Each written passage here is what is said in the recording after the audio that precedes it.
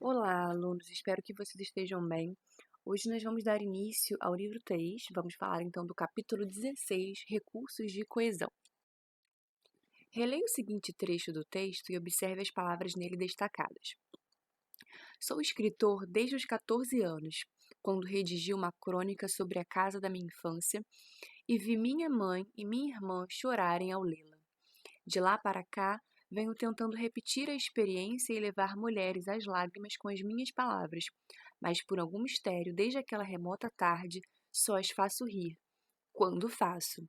Procure identificar a que se refere cada uma dessas palavras destacadas. Então, na verdade, a gente tem essas palavras aí que são lá, a experiência, aquela e as. E a gente tem que descobrir qual é o termo, né, ao qual elas fazem referência. Então, esse lá é porque não dá para voltar o slide, porque senão a gravação de voz fica toda picotada, fica estranha. Mas esse lá refere-se à crônica sobre a casa da infância lida pela mãe e pela irmã. Então, lá refere-se à crônica. A experiência refere-se à ação de fazer a mãe e a irmã chorarem com o texto. Aquela refere-se à tarde a tarde em que a mãe, em que a mãe e a irmã choraram lendo seu texto. As refere-se às mulheres que leem seus textos. A palavra quando foi empregada 2 vezes nesse trecho e indica tempo. 1. O tempo de que se trata é o tempo de que se trata é o mesmo nas duas ocorrências? No primeiro caso, a palavra quando refere-se aos 14 anos do autor. Já no segundo, refere-se aos momentos em que o autor consegue suscitar, ou seja, fazer com que o riso saia de suas leitoras. Então, suscitar, provocar o riso de suas leitoras. 2. Que outras palavras ou expressões são usadas no texto para indicar tempo? Então, a gente tem desde os 14 anos, de lá para cá, desde aquela remota tarde, tá bom? Uma frase, uma placa de trânsito, um logotipo. Há vários tipos de textos, verbais e não verbais, ou seja, verbais quando tem palavras, sejam elas escritas ou faladas, não verbais quando não tem palavra. Tem imagem, tem uma escultura, dança, tá? Verbais e não verbais que comunicam. No caso da ilustração a seguir, é fundamental que os motoristas observem as placas de sinalização. Caso contrário, a reforma da estrada poderia se tornar um caos e muitos acidentes poderiam acontecer. Então, gestos, cores, luzes e placas atuam como textos e podem, então, mesmo que não tenha palavra, né? E podem ser usados para alertar o motorista a seguir com atenção redobrada. Então, gente, a imagem não dá para colocar aqui, né? Peço que vocês fiquem com a apostila aberta e deem uma olhada na imagem que a gente tem na apostila. No caso do texto verbal, aquele que se vale das palavras para comunicar, qualquer enunciado pode ser um texto. No entanto, é necessário ter uma lógica interna, adequada ao contexto em que foi produzido, para que possa fazer sentido ao interlocutor. Interlocutor é a pessoa com quem se fala. Por exemplo, vocês são os meus interlocutores, porque estão me ouvindo agora. Quando vocês fazem uma pergunta, eu sou interlocutora, porque aí eu passo a ser o ouvinte. Por exemplo, numa receita de bolo de chocolate, cujos ingredientes são farinha, ovo, óleo e leite, não se pode orientar o leitor a amassar batatas. Da mesma forma, em um texto biográfico, é importante que as datas dos acontecimentos relatados tenham lógica. Então, gente, esse capítulo vai falar tanto sobre coesão quanto lá em redação e produção textual, biografia. Por isso, como o capítulo ele trabalha os dois assuntos, né? Quase que simultaneamente, a gente tenta fazer uma separação só para ter um fim didático. O texto biográfico acabou entrando aí. Então, texto biográfico, falando lá sobre produção textual, é um texto que vai falar sobre a escrita da vida de alguém. Então, continuando aqui em português. Assim, um texto pressupõe todo um contexto de produção, e entre seus interlocutores precisa gerar lógica, isto é, precisa fazer sentido. Chamamos esse aspecto de coerência textual, ou seja, gente, é o sentido que um texto apresenta. Coerência textual vai trabalhar com o sentido. A coerência é o fator que possibilita que o texto como um todo seja compreendido por quem o recebe. Para ter coerência, um texto necessita de que seus elementos estejam interligados, ou seja, logicamente conectados. Ainda tomando o exemplo da receita, mesmo que ela tenha coerência e esteja adequada ao contexto culinário, é importante orientar o leitor de forma que os ingredientes sejam agregados na ordem certa. E para isso, o texto precisa ser bem construído com conectores temporais. Ou seja, conectores temporais são aqueles que marcam tempo, antes, depois, etc. Ou de ordenação, né? Primeiro, por último, adequados. Chamamos essa conexão de coesão textual. Então, gente, temos ali a coerência, que vai trabalhar com o sentido, e a coesão textual vai trabalhar com a ordem do texto. Se as palavras forem mal empregadas, mal colocadas, né? Se estiverem mal relacionadas umas com as outras, o interlocutor pode não compreender o que se diz, ou pior, pode entender de forma diferente do que se pretendia. Então, se a gente não usa bem, não faz essa conexão de uma maneira inteligente no nosso texto, o leitor ele pode não entender ou ele pode entender errado. Considere o diálogo a seguir. Lucas, dê adeus a Maria, pois sua mãe chegou. Sua mãe é a mãe da Maria ou é a minha mãe? Então, olha só, temos aí o pronome sua, né?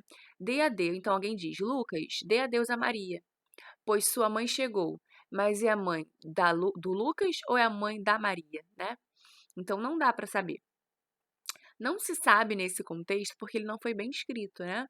Quem é o referente da palavra sua, ou seja, a quem a palavra sua se refere, né? E por isso a mensagem não pôde ser corretamente interpretada.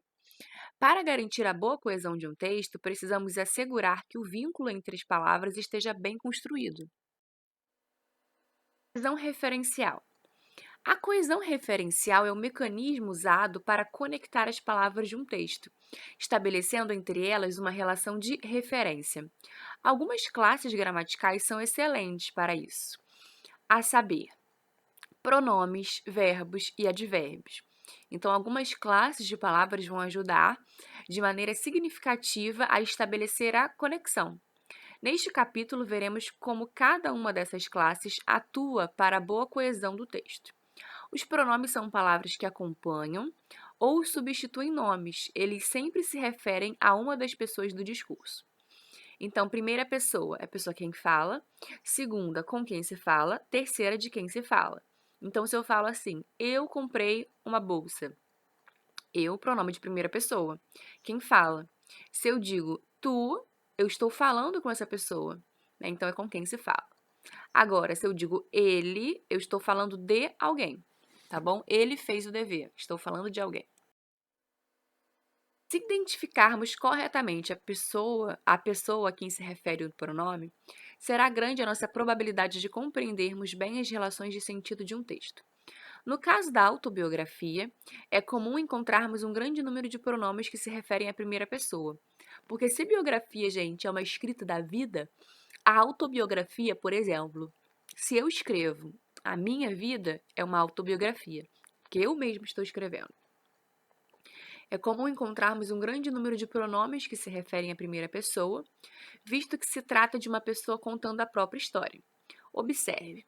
A primeira cena de que me lembro, eu já tinha uns 2 anos. Estava na cozinha da minha avó, tentando pegar um copo de refrigerante em cima da mesa. Em um único trecho foram empregados três pronomes: o pessoal oblíquo, me, o pessoal reto, eu, e o possessivo, minha.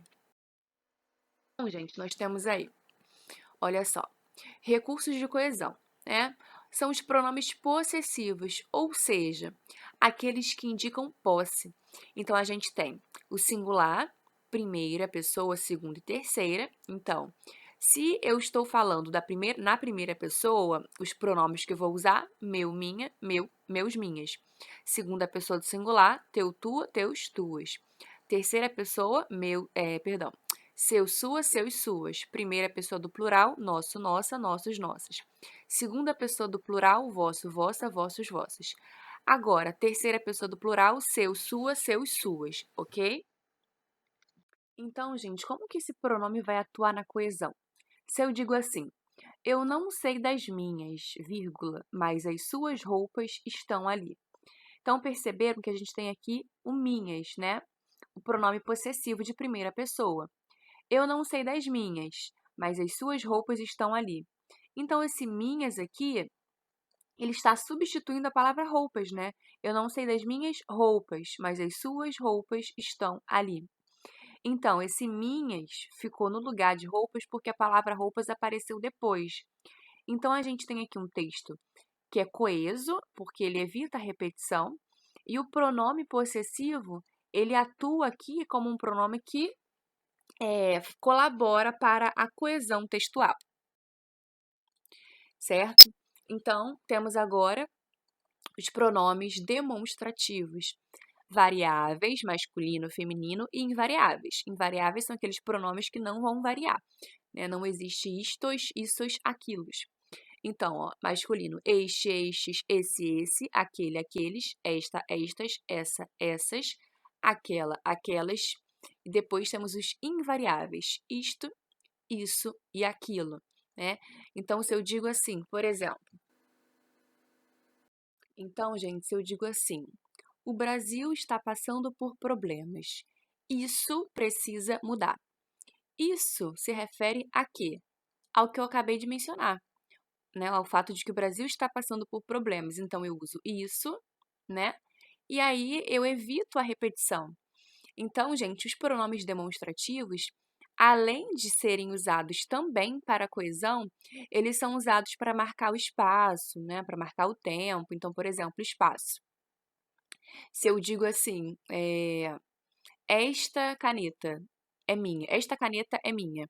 Eu digo esta porque ela está marcando, no espaço ela está próxima de quem fala. Se eu digo essa caneta, está próxima da pessoa com quem eu falo. Se eu digo aquela caneta, porque está distante de mim, que estou falando, e da pessoa que está me ouvindo.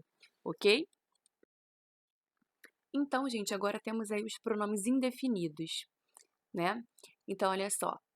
Eles se referem a pessoas ou coisas, temos o singular masculino e feminino, e temos o plural masculino e feminino também. Então, alguém, por exemplo. Alguém é um pronome indefinido. Então, gente, por exemplo, alguém esteve aqui pela manhã. Esse alguém, ele é capaz de indicar um ser que existe, né? Se alguém esteve aqui pela manhã, existiu uma pessoa que veio aqui. Mas essa identidade é desconhecida ou não se quer revelar. Mas esse alguém está fazendo referência a alguém, né? Então, alguém é um pronome indefinido também.